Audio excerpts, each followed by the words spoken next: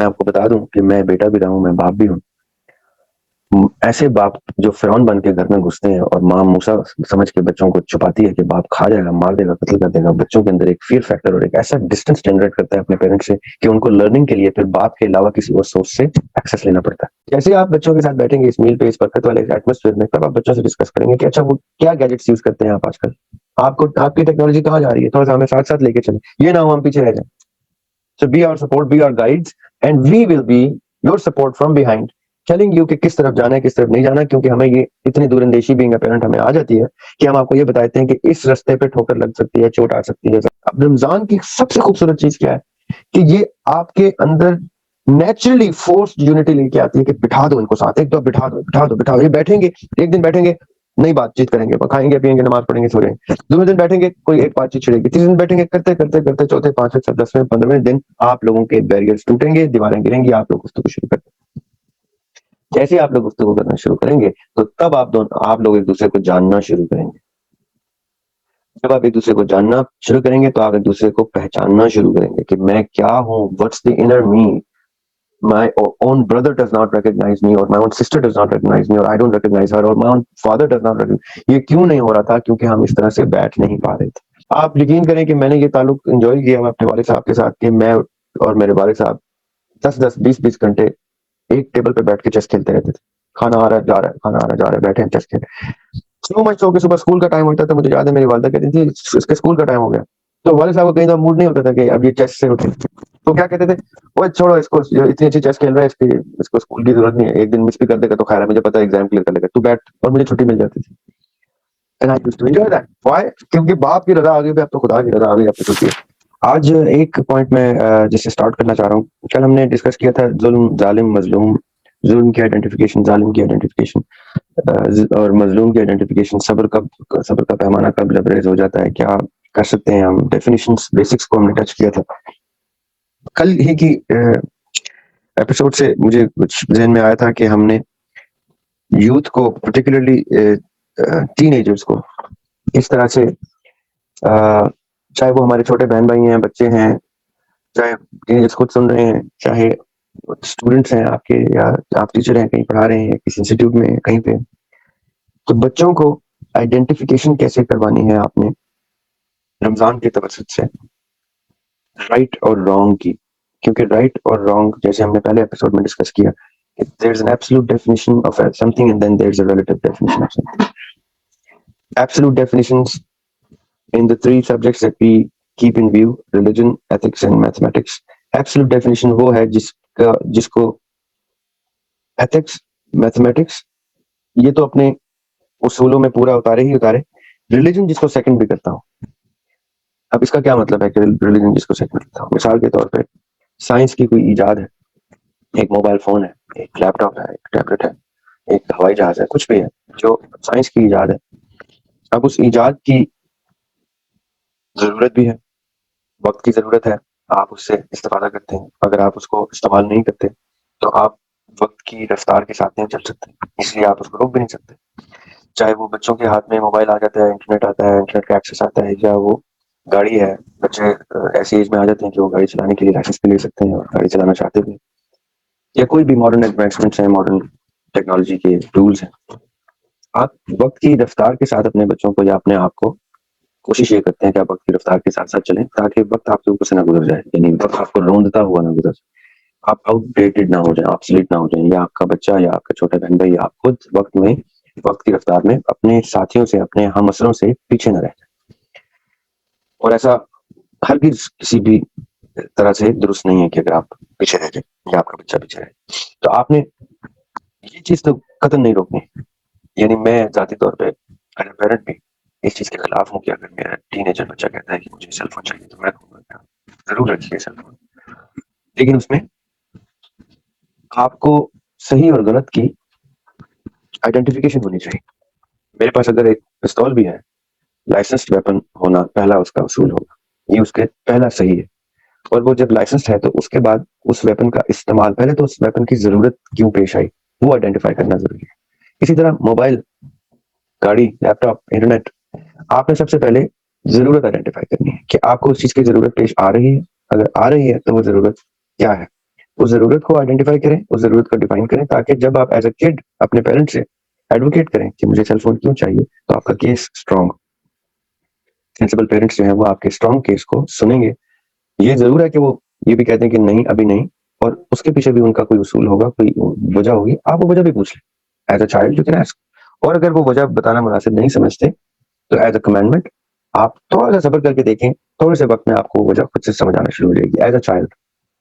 और अगर कोई पेरेंट इजाज़त दे रहा है, और तो इसका मतलब है कि उस पर्टिकुलर सेटिंग में, उस बिरादरी में, उस कल्चर में, उस एरिया में, उस सिटी में, उस टाउन में, उस पेरेंट ने ये देखा है कि शायद मेरे बच्चे को उस चीज़ की ज़रूरत वाक़ई है, या उस गैजेट की, उस टूल की रिक्वायरमेंट उसकी पर्सनैलिटी को, उस बच्चे की एजुकेशन को, उसकी नरिशमेंट को शायद कुछ ना कुछ फ़ायदा देगी। अब आपने दोनों एस्पेक्ट साथ-साथ देखने हैं कि पेरेंट्स की आँखों से दुनिया कैसे नज़र आती है, और चिल्ड्रन और बच्चों की आँखों से दुनिया कैसे नज़र आती है। आप दोनों पर्सपेक्टिव देख के as a third person, as an abstract, आप दोनों पर्सपेक्टिव देख के उसकी ये 3 चीज़ें ज़हन में रख के, रिलिजन, एथिक्स और मैथमेटिक्स, ये चीज़ें ज़हन में रख के आप देखेंगे कि yes, if my child wants to use a modern technology gadget like a cell phone and to have internet on it, तो आप कहेंगे ओके।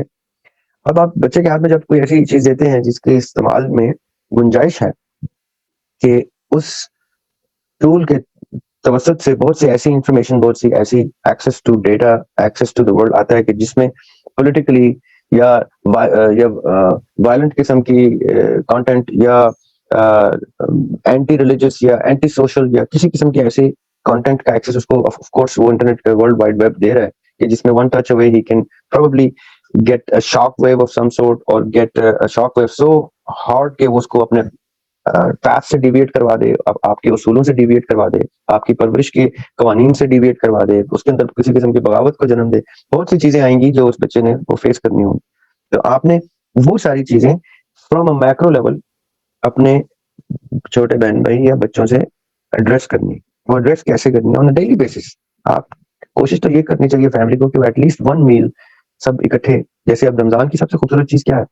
कि आपको 2 मील इकट्ठे फोर्सफुली करने होते हैं, क्योंकि उसका वक़्त है।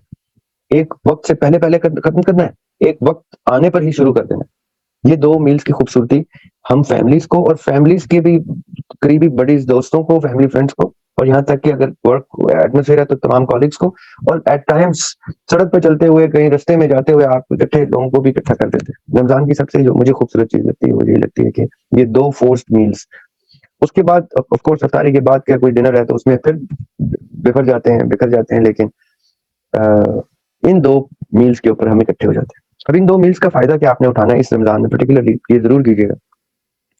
मैं अक्सर कहा करता हूँ कि मैंने ऐसे घर देखे हैं, ऐसे घरों में होता है कि बाप आता है, अपने कमरे से निकलता है तो माँ बच्चों को मूसा की तरह छुपा देती है, ऐसा फिरौन-नुमा बाप आता है। पहले तो एज़ अ फादर अपने आप को आप लोग चेंज करें। जो शख्स ये सुन रहा है, मैं आपको बता दूँ कि मैं बेटा भी रहा हूँ, मैं बाप भी हूँ। ऐसे बाप जो फिरौन बन के घर में घुसते हैं और माँ मूसा समझ के बच्चों को छुपाती है कि बाप खा जाएगा, मार देगा, कत्ल कर देगा, बच्चों के अंदर एक फ़ियर फैक्टर और एक ऐसा डिस्टेंस जनरेट करता है अपने पेरेंट्स से कि उनको लर्निंग के लिए फिर बाप के अलावा किसी और सोर्स से एक्सेस लेना पड़ता है। और लर्निंग तो चलो उनको आपने वो गैजेट से, इंटरनेट से, स्कूल से और एक्सपोज़र से दे ही दी। लर्निंग इतनी इम्पोर्टेंट नहीं है बाप की प्रेज़ेंस के लिए, वो टीचर्स भी करा देंगे, माँ भी करा देगी। Authentication of the knowledge and information that the child gets, सबसे ज़्यादा ऑथेंटिक सोर्स एक बच्चे के लिए उसका बाप होता है या उसकी माँ होती है। अगर माँ-बाप ही ये डिस्टेंस ले आएँगे बच्चों के साथ कि मैं फ़िरौन हूँ, दूर होके बैठो, या जब मैं ऊपर बैठूँ तो ज़मीन पे बैठो और मुझसे बात मत करो, मैं ऐसे करके बैठ के खाना खाऊँगा, उस टाइम तक साँप सूंघी हो तुम लोगों को, साँस भी ना लो उस टाइम पे, साँस भी सही तरह ना ली तो थप्पड़ पड़ेगा या डाँट पड़ेगी। ये कल्चर खत्म हो चुका है, इस कल्चर को खत्म करते हैं। ये कोई ऐसा फ़िरौनी कल्चर था कि जो जिससे हमारे मुआशरे ने, पाकिस्तान के इस्लामी मुआशरे ने सबसे ज़्यादा डैमेज हुआ है, जिसमें सबसे ज़्यादा टैलेंटेड, इंटेलिजेंट और स्मार्ट बच्चे आए और उस जनरेशन को उसके बाप खा गए, सारे बाप खा गए। अगर कोई ये बात सुन रहा है तो आज से वो शर्म कर ले और वो कहे कि ठीक है, मैं अपने बच्चे के साथ डिस्टेंस नहीं रखूँगा। और अगर कोई बच्चा सुन रहा है तो वो ऑथेंटिकेट कर दे इस बात को कि वाक़ई जिसके घर में ऐसा फिरौन पाया जाता है उसने वाक़ई डिस्टेंस ये फ़ील किया है। तो रमज़ान की तवज्जो से पहली दीवार तो ये गिराएँ कि इन 2 मील्स पे जब आपके बच्चे आपके साथ बैठे हों, discuss with them, what's happening with the modern day technology advancements, क्योंकि वो आपको बेहतर बताएँगे इसमें, वो आपके उस्ताद हैं इसमें। And when they talk about it, let them freely talk about it, उनसे सीखें। और जैसे ही वो आपको बताना शुरू करें तो उसमें उनके हाशिए दुरुस्त करते जाएँ खाली। आप पानी की पानी का भाव नहीं रोक सकते, आप पानी की डायरेक्शन जरूर तयन कर सकते हैं कि पानी को किस रुख में मोड़ना है। पानी का भाव रोकेंगे तो एक वक्त आएगा वो बंद टूट जाएगा, इसलिए वो नहीं रोकना। लेकिन उनके मार्जिन आपने सीधे करने हैं। एक मार्जिन बाप ने सीधा करना है, एक मार्जिन माँ ने सीधा करना है। इन दो मार्जिन के अंदर रहते हुए आपने उनके फ्लो को जाने देना है, बल्कि उनके फ्लो को स्ट्रेंथ देनी है, बैकअप सपोर्ट देनी है। Tell your children that you are behind them, you are always watching their back, you're always there for them, but you're the cushion that they can fall back on. They should never fear to fall, knowing कि आप मौजूद हैं। वो मैं अक्सर कहा करता हूँ कि ट्रस्ट के बारे में मैंने एक दफा कहीं से पढ़ा था कि ट्रस्ट ये नहीं है कि आपने बच्चे को उछाला और बच्चे और आपने बच्चे को कैच कर लिया। ट्रस्ट ये है कि जब आपने बच्चे को उछाला तो वो हंस रहा है, खुश हो रहा है। क्यों? क्योंकि उसको ट्रस्ट है कि ये मुझे कैच कर लेगा। वो अलग बात है कि आपसे गिर जाए, छूट जाए, बैलेंस खराब हो जाए, उसके चेहरे की स्माइल बताती है कि मुझे ट्रस्ट है कि ये मुझे कैच कर लेगा, मेरा बाप ऐसे मुझे ऐसे नहीं उछाला। उसका रिफ्लेक्स उसमें ट्रस्ट है बाप के ऊपर। ये जो रिफ्लेक्स का ट्रस्ट है बाप के ऊपर, ये ट्रस्ट हम खो देते हैं, कभी मौजूद ना होने की वजह से, प्रदेश काटने की वजह से, कभी दफ्तर में जाके वापस दफ्तर की स्ट्रेस ला के बच्चों से कम्युनिकेशन बैरियर बिल्ड करने की वजह से, कभी किसी वजह से, कभी किसी वजह से हम ये ट्रस्ट फैक्टर इतना खो देते हैं कि आप ये तस्वीर करें कि जब आपके बच्चे बड़े हो गए, आप इमेजिन करें कि आपने उनको उछाला और वो डर गए, उनको पता है ये कैच नहीं कर सकेगा। चाहे आप कर भी सकते हो, but you lose your trust in them. Do not lose your trust in your children. Gain, even if you have lost it, regain it. And how? Ramadan is the best possible month to do so. Why? Because Ramadan forces 2 meals of you guys sitting together, और वो भी in the name of the Lord. सिर्फ अल्लाह ताला के नाम पे आप वो 2 मील इकट्ठे कर रहे हैं, सिर्फ अल्लाह ताला के लिए, सिर्फ अल्लाह ताला की खुशनुदी के लिए, उसके नबी पाक सल्लल्लाहु अलैहि वसल्लम की सुन्नत के लिए। आप लोग इतने खूबसूरत इंटेंट के साथ जब 2 मील्स कर रहे हैं, ये पेट भरने के लिए नहीं आप उठते सहरी के टाइम पे, उस टाइम भूख भी नहीं लगी होती। आप सहरी के टाइम पे उठते हैं सुन्नत पूरी करने के लिए, ऑर्डर ऑफ द लॉर्ड पूरा करने, कमांडमेंट ऑफ द लॉर्ड पूरा करने। तो उसके वो उस मील के एक्ट में एक नेचुरल बरकत आ जाती है, क्योंकि वो कर ही सिर्फ आप अल्लाह ताला के लिए रहे।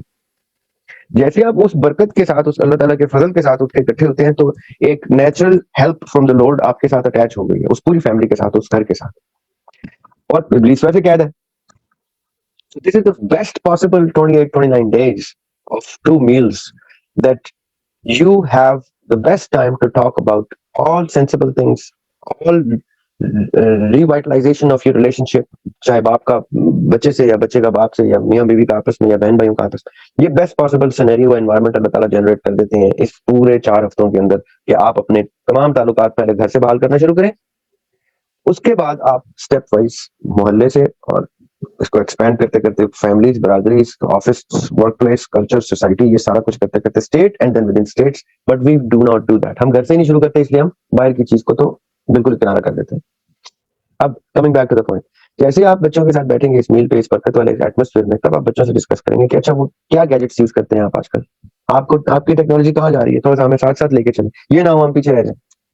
सो be our support, be our guides, and we will be your support from behind, telling you कि किस तरफ जाना है, किस तरफ नहीं जाना। क्योंकि हमें ये इतनी दूरंदेशी बीइंग अ पेरेंट हमें आ जाती है कि हम आपको ये बताते हैं कि इस रास्ते पे ठोकर लग सकती है, चोट आ सकती है, जख्म आ सकते हैं, नुकसान हो सकता है, ना सिर्फ आपका बल्कि आपके बहन भाइयों का भी, और हमारा भी, और हमारी सोसाइटी का भी, हमारे कल्चर का भी, हमारी बरादरी का भी।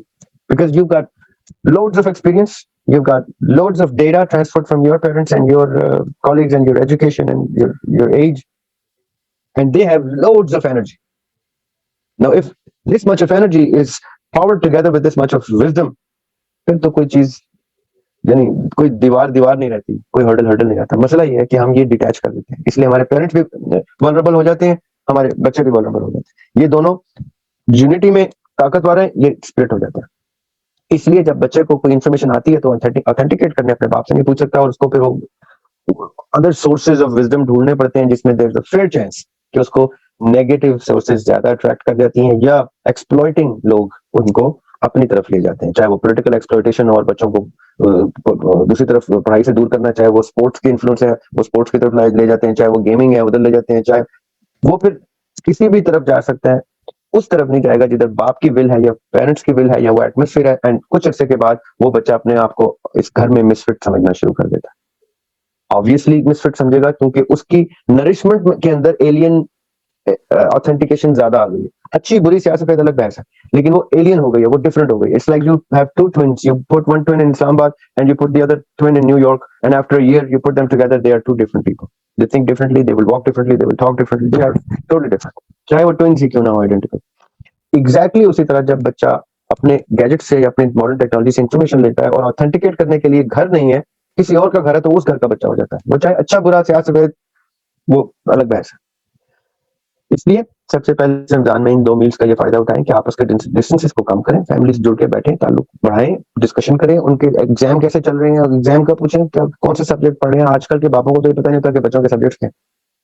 आई टेल यू, अभी भी पूछ लें, अपने वालिद साहब से पूछ लें कि आप मास्टर्स तो कर रहे हैं फलां सब्जेक्ट में, उनके कितने सब्जेक्ट्स हैं, किस सेमेस्टर में कितने होते हैं, कौन कौन से पढ़ें, they would not know. Why? There's a distance between the two of you. He does not have time for you, you do not have time for the parent. ये दोनों एक दूसरे को वक्त ही नहीं देते। Ramzan is the best month कि आप एक दूसरे को वो वक्त दें। आप ऐसे ऑड टाइम पे जागे हुए हैं जो नॉर्मल रूटीन में आप इकट्ठे होकर कभी भी नहीं जागते। हाँ, नमाज पढ़ते हैं, अपने नमाज पढ़ते हैं, चले जाते हैं आम हालात में, लेकिन जो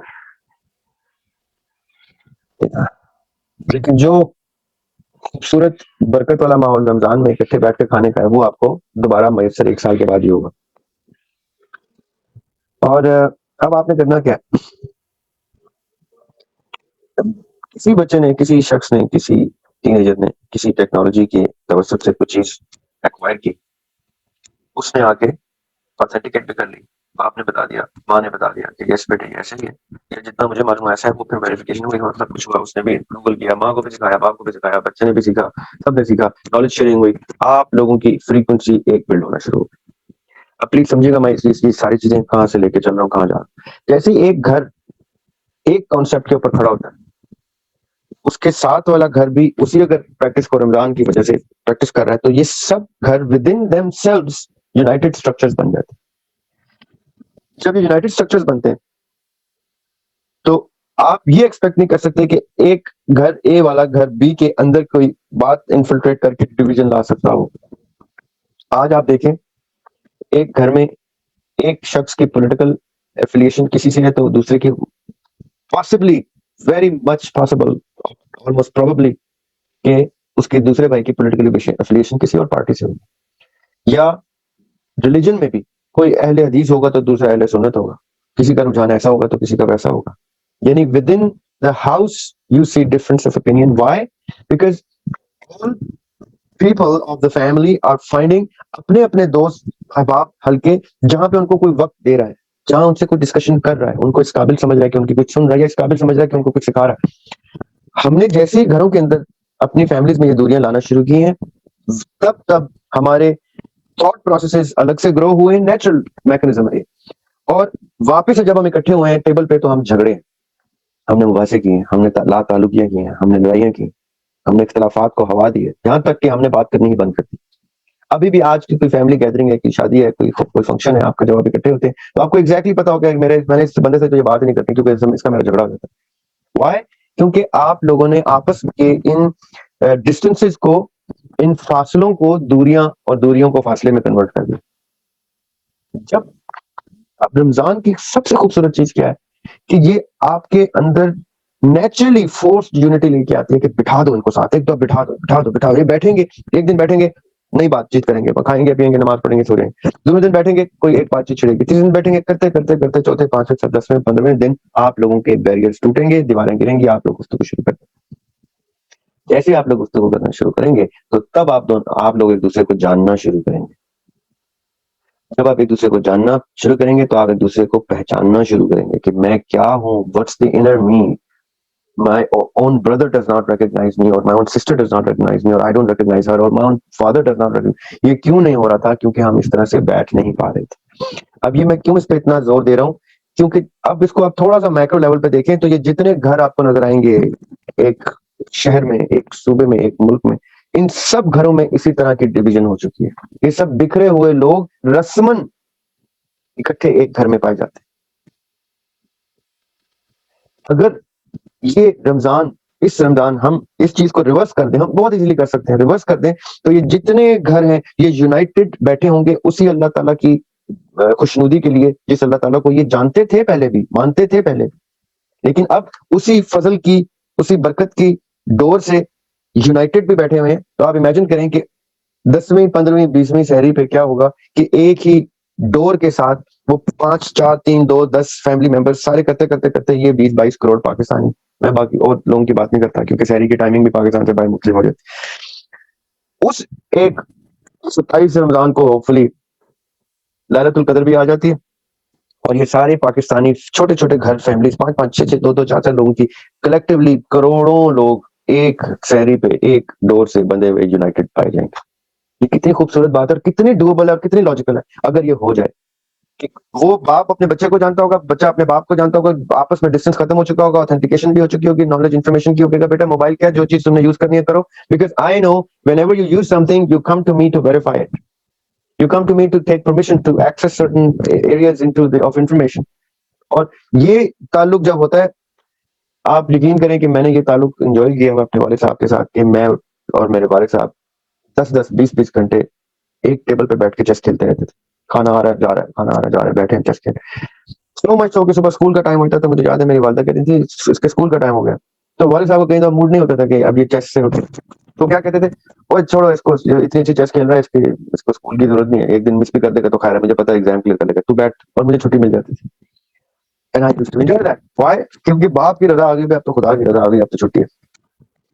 नाउ द पॉइंट इज कि आपका ये जो खूबसूरत रिलेशनशिप होता है, ये होना वाजिब है, इसको ना करना गलत है। ये अनएथिकल एक्टिविटी है उस रिलीजन, एथिक्स और मैथमेटिक्स में कि बाप बेटे का, बाप बेटी का, बहन भाई का, माँ बेटी का, माँ बेटे का, ये मियाँ बीवी का, ये रिलेशंस में जब हम दरारें लाते हैं तो ये अनएथिकल एक्ट्स होते हैं जिसके रेप्रिकॉशंस इतने डिजास्टर्स होते हैं और इतने परपेचुअल होते हैं कि अगली जनरेशन तक इसकी बुराई जो है इसकी फैलती रहती है। डीएनए के अंदर आ जाती है कि बाप ने बेटे को बुरी तरीके से पेश आना है या बेटे ने भाई को अपने बुरी तरीके से, ये आपके डीएनए का हिस्सा बनना शुरू हो जाती है। हम अपने अंदर ये बुराई जेनेटिकली अपने अंदर डालना शुरू कर देते हैं और ट्रांसफर करना शुरू कर देते हैं। रमजान क्या करता है? रमजान आता है और रमजान कहता है कि I give you another month to undo it, to mend it, to repair it, to bring back the unity of a household together and collectively the unity of all Islamic societies together on one call for prayer। एक अजान के ऊपर इकट्ठा कर दूंगा मैं दोबारा, मैं कोशिश करने आ गया रमजान। हम अगर ये नहीं कर रहे तो हम रमजान के एसेंस को नलिफाई कर रहे हैं। अब मैं ये इतनी लंबी तमहीद किस लिए बांध रहा हूँ कि जैसे आप अपने इस सारे एक्ट को रिवाइव करेंगे तो आप अपने बच्चों को जब बताएंगे ना राइट फ्रॉम रॉन्ग, कि बेटे ये स्याह है, ये सफेद है, ये ग्रे मैटर है, ये स्याह है, ये सफेद है, इसमें ये ग्रे मैटर है, तो आपके बच्चे ने आपको क्वेश्चन नहीं करना, आपका बच्चा आपकी एबीसी कहने पे XYZ पे पहुंच जाएगा। अभी क्या होता है कि आप कोई बात करते हैं तो आपको उसको एक्सप्लेन करने के लिए भी शायद 200, 300, 500 अल्फाज के मजमून तहरीर करने पड़ते हैं अपने दिमाग। Start, doesn't matter, give it time. Ramzan आपको पेशेंस भी दे रहा है।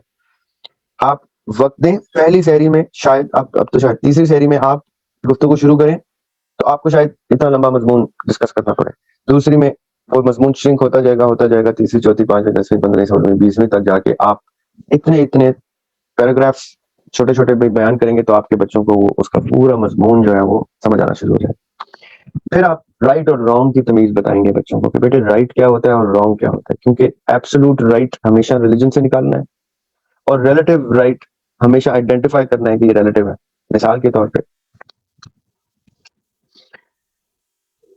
आप आजकल के हालात को देख लें, इस वक्त रिलेटिव हक और बातिल की जंग हो रही है, एब्सोल्यूट हक और बातिल की जंग नहीं हो रही। एब्सोल्यूट हक और बातिल की जंग होगी जब, जैसे कल वाले एपिसोड में डिस्कस हुआ, कि जब इस्लामिक सिस्टम के रिवाइवल के लिए, इस्लामिक मैकेनिज्म ऑफ लाइफ के रिवाइवल के लिए कोई मुकाबला होगा तो उसमें एब्सोल्यूट हक और बातिल, जैसे हज़रत इमाम हुसैन अलैहिस्सलाम की गुफ्तगू जिक्र कर रहे हैं, आजकल ट्वीट्स कर रहे हैं और उनकी कैंपेन का हिस्सा बन गया कि हम करबला का मंजर ड्रॉ करें इसको, तो करबला का मंजर एब्सोल्यूट हक और बातिल की आइडेंटिफिकेशन है। आप रिलेटिव हक और बातिल डिराइव कर रहे हैं उसमें से। ये आपने बच्चों को बताना है कि बेटे neither is this Karbala nor are these personalities anywhere close to what those personalities were. यानी उनका बुरा भी इनके अच्छों से बेहतर था एज अ प्रैक्टिसिंग मुस्लिम। अगर उनका बुरा भी इनके अच्छों से बेहतर था तो फिर तो कंपैरिजन ही कोई नहीं आता। इसका मतलब है कि अब आपने कंपैरिजन एक प्लेन पे नहीं लाना, अब आपने ये जरूर तसव्वुर कर लेना है कि अच्छा अब ये क्या कहना चाह रहे हैं, सिंबॉलिकली अगर हम देखना चाहें तो सिंबॉलिकली एक रिलेटिव सिचुएशन ड्रॉ की जा रही है, तो अगर वो रिलेटिव सिचुएशन ड्रॉ की जा रही है तो उस रिलेटिव सिचुएशन में उसको ग्रेट एब्सोल्यूट डेफिनेशन के मुताबिक ही करना है कि इस रिलेटिव स्टेट के एब्सोल्यूट्स क्या हैं। इस रिलेटिव स्टेट में हक क्या होगा जो मुल्क और कौम और रियासत की सालमियत के लिए बेहतर होगा, वो हक बात होगी। ऑल्दो एब्सोल्यूट में मुल्क कोई चीज नहीं होती, सिर्फ और सिर्फ उम्मत एक चीज होती है, लेकिन यहाँ डेफिनेशन डिफरेंट है। ये रिलेटिव स्टेट ऑफ स्ट्रक्चर है, इसमें पाकिस्तान की सरहदें भी बहुत इंपॉर्टेंट है, क्योंकि ये एक इस्लामिक रियासत है, इसके ऊपर कोई भी गैर इस्लामी किसी वक्त भी कब्जा करने की आड़ लगा के बैठा होगा, लेकिन आपने वो नहीं होने देना। वो कब नहीं होने देना? जब मुल्क के हालात सिक्योर रहेंगे, मुल्क में मुल्क की आर्मी जो है उसको खुदा ना खास्ता मुल्क के अंदर किसी किस्म के मामलात को में ऑक्यूपाई नहीं किया जाएगा। वो अपने प्लान ऑफ एक्शन, अपने स्ट्रेटजीज के तहत चल रहे होंगे कि हमने बॉर्डर्स को कैसे प्रोटेक्ट करना है। कल खुदा ना खास्ता कोई अगर हमला करता है तो हमने उसको कैसे काउंटर करना है। ये ना हो कि हम मुल्क में खुदा ना खास्ता ऐसे हालात जनरेट कर दें कि मिलिट्री इधर ऑक्यूपाई हो जाए और हमारी बॉर्डर्स जो है वो वल्नरेबल हो जाए। इसलिए वो एथिकल फॉर्मूला नहीं ब्रीच होने देना। जो शख्स भी वो एथिकल फॉर्मूला ब्रीच करेगा वो आपके कागजों में इस रिलेटिव स्टेट में हक पे नहीं है, वो बातिल पे है। अब वो कोई भी शख्स हो, जो भी शख्स ऐसी कोई सिचुएशन जनरेट कर दे कि जिसमें हमारी बॉर्डर्स वल्नरेबल हो जाए, वो शख्स फसाद जनरेट करेगा, वो शख्स हक पर नहीं हो सकता। ये इस रिलेटिव स्टेट की पहली डेफिनेशन है। सेकेंडली, अगर ये तो साइड कवर हो गई, अब आपने ये देखना है कि इन इंटेंडर्स में कौन सा शख्स मुल्क के लिए, कौम के लिए, कौम की भलाई के लिए, कौम में सलामती के लिए, इस्लामिक जमहूरिया है पाकिस्तान में, इस्लामिक सिस्टम के स्ट्रक्चर को बरकरार रखने के लिए कौन सा शख्स मौजूद है, वो आपने देख लेना है। इकोनॉमी को कौन बेहतर जानता है, ये देख लेना है आपने। अच्छा, फिर गवर्नेंस को कौन बेहतर जानता है, ये देख। आपने सर्टेन डेफिनेशंस के ऊपर वैल्यूएशन करनी है जो उस रिलेटिव स्टेट में रहते हुए करनी है। उसमें जब आपने कर लिया, आपने अपने बच्चों को बता दिया, क्योंकि इस वक्त every persons voice matters today in this Ramzan, in the given conditions of Pakistan politics, every person's voice matters and every person's silence even matters. अब इस ऐसे एटमोस्फियर में राइट फ्रॉम रॉन्ग आइडेंटिफाई करने के लिए ये सहरियां, ये इफ्तारियां, ये बेस्ट टाइम्स हैं आपके लिए, क्योंकि इसी वक्त पे घरों में बच्चे मौजूद हैं इकट्ठे अपने माँ बाप के साथ, अपने भाई बहन भाइयों के साथ, और जॉइंट फैमिलीज में इवन मियाँ बीवी, बच्चे, बहन भाइयों के बच्चे, ये सब भी इकट्ठे पाए जाते हैं। ये वो वक्त है जब आपने उनसे एवरी सहरी, every इफ्तारी, take your time, 10 to 15, 20 minutes of discussion. Inculcate right and wrong in the best possible way from the absolute definitions of Islam, your religion, your maslak, whatever maslak you follow. जैसे ही आप उनको absolute बता देंगे और relative उससे derivation बता देंगे, उसकी जो पॉसिबल डेरिवेशन एक बाप की है अपने घर में, बाप जो चला रहा है, उसके बाद आपका बच्चा उसके ऊपर अपनी सोच को, अपने एक्ट्स को बेस करना शुरू करेगा। आपको पता होगा मेरा बच्चा अगर बाहर गया तो किसकी सपोर्ट में गया। ये ना हो बाप को ही ना पता हो कि बच्चा बाहर गया हुआ है पहली बार, और गया तो किसकी सपोर्ट में गया, क्या मालूम वो बाप की गाइडेंस लेता तो कोई बेहतर मशवरा ले लेता, या बाप बेटे से डिस्कस करता, बच्चा डिस्कस करता तो बाप ही शायद कुछ अपनी सोच डाइवर्ट कर लेता। बिकॉज ऑफ द डिस्टेंस दोनों में इख्तलाफ है, जिसकी वजह से इस वक्त आई गारंटी यू कि किसी को भी नहीं पता एग्जैक्टली कि हर घर में कितने लोग किस सोच के हामिल हैं और किस शख्स के फेवर में। इसीलिए ऊपर वाले जो लड़ रहे हैं, जो आपस में जो कंपीट कर रहे हैं, उनको भी नहीं पता कि उनके साथ कितने लोग हैं।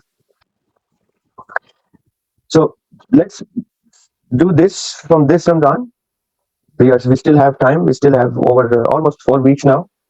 हम अपनी सहरियों को, अपनी अफ्तारियों को एक ब्लेसिंग समझें, अल्लाह ताला की बरकत और फजल समझें अल्लाह ताला का, कि हम सब फैमिलीज को इकट्ठा कर देते हैं टेबल पे, अपने डिस्टेंसेस खत्म करें। मैंने आपको वो स्टार्ट से बताया कि कहाँ से लेके मोबाइल गैजेट से लेके, टेक्नोलॉजी से लेके, करंट सिचुएशन ऑफ पॉलिटिक्स से लेके, एब्सोल्यूट इस्लाम से लेके और रिलेटिव इस्लाम से लेके जो यहाँ पे चल रहा है इस वक्त, इन सब चीजों में बाप और बच्चे, माम और बच्चे अपने डिस्टेंसेस को दूर करके अपनी डेफिनेशंस करेक्ट करना शुरू करें, आपस में ताल्लुक एस्टैब्लिश करें, यूनिटी के ऊपर आए।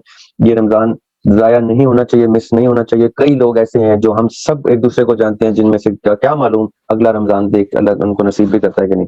तो whatever you have now is what you have it, so make the best out of it during this Ramzan.